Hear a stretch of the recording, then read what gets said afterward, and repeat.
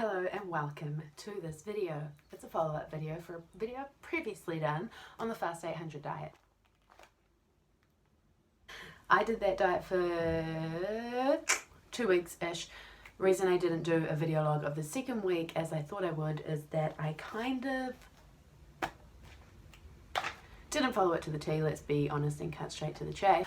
I went away and there was a lot of drinking involved, so I kind of followed it but kind of didn't. So I thought worth doing a follow-up video.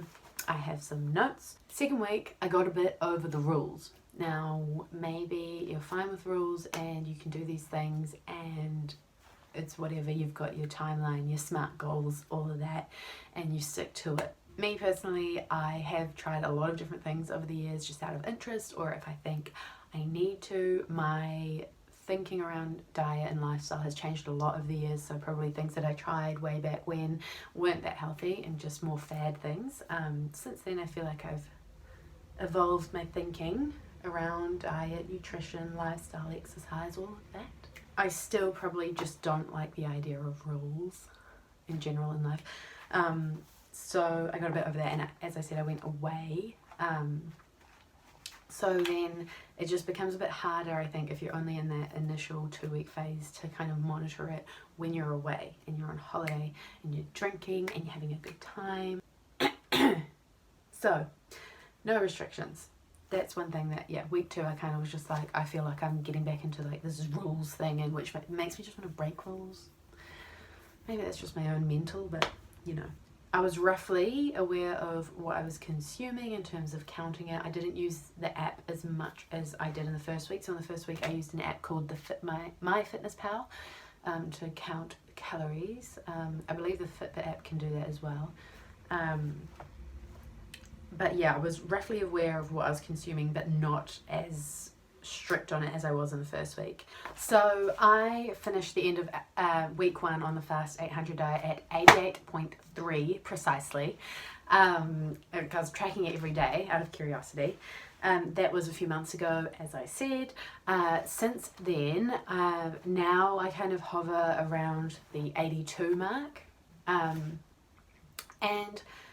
this is an ongoing thing. I never think that it's gonna be like... Over the years, I've developed an outlook where I don't think you should view your health journey as a destination, right? It's a journey for a reason. You're trying to get better every day. You're trying to improve your health. You're trying to extend your life. You're trying to have a better standard of living through your health and lifestyle. So I guess the reason I'm saying that is that my outlook on this has been,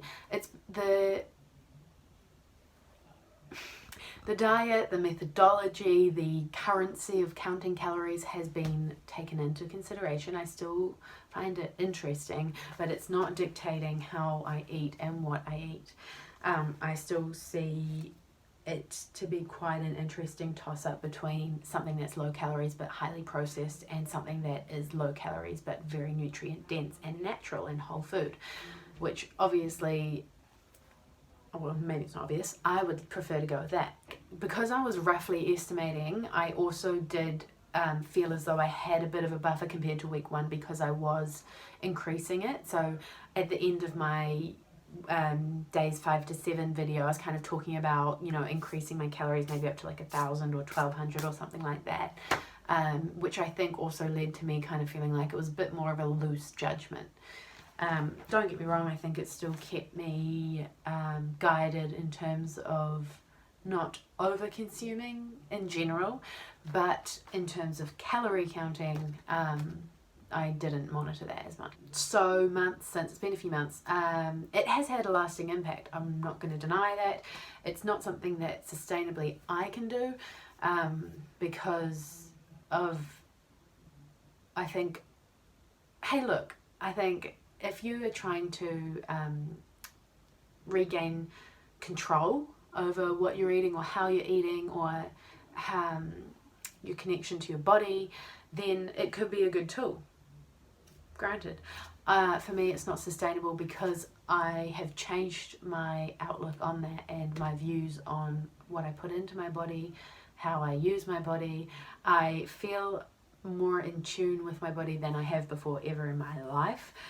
So there's probably a combination of things. This is probably a part of that, because I am aware of the types of things I'm eating and how I feel the next day, or how I feel in the evening. So I would say it's had a lasting impact in terms of adding a new element or dimension to my diet consideration, whether that is because of the currency of calories, or whether that is because I'm thinking about processed versus whole food.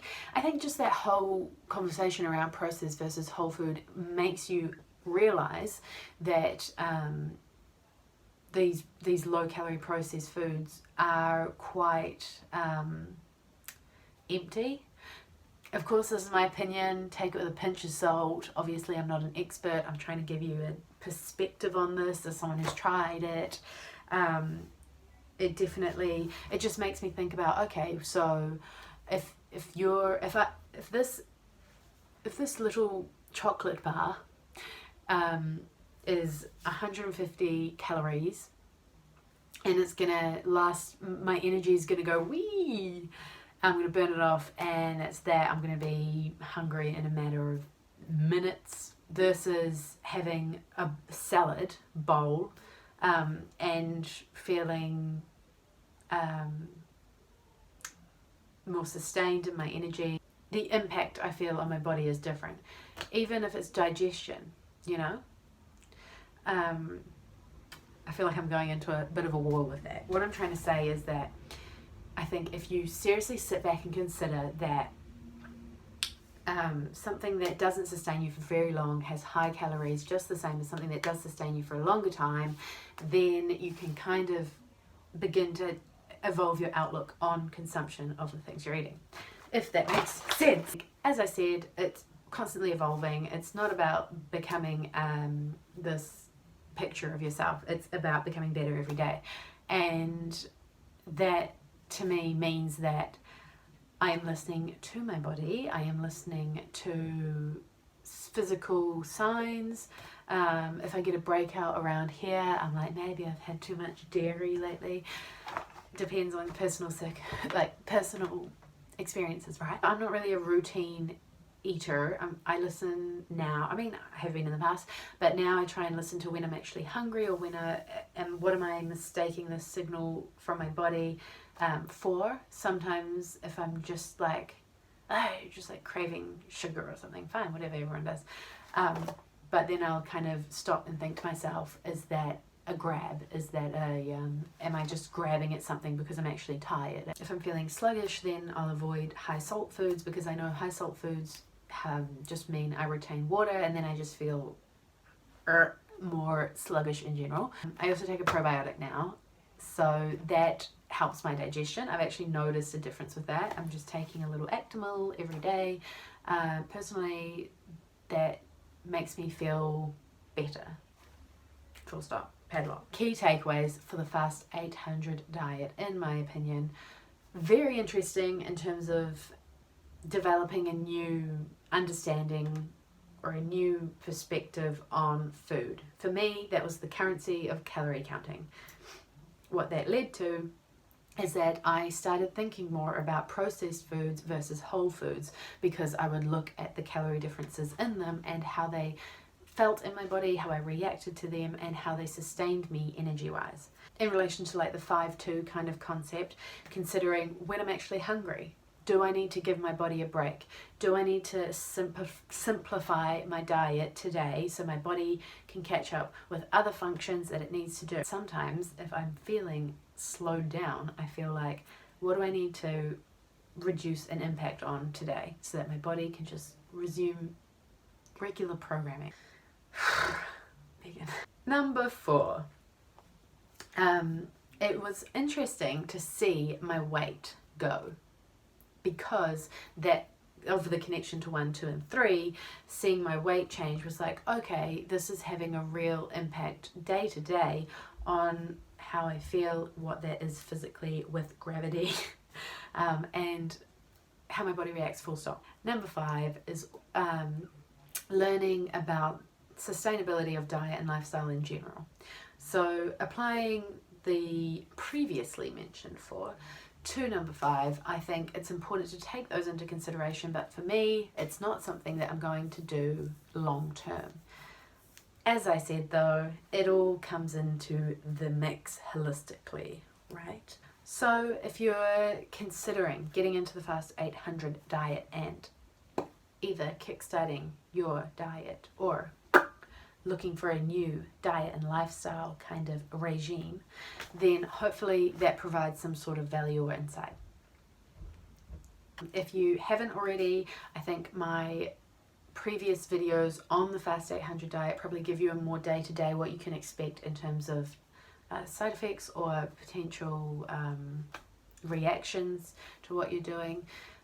This is more kind of on reflection, the diet philosophy in general, my thoughts on it. Leave a comment if you feel like I've left something out or there's more you want to know. I can always do another video or get in touch with me on social.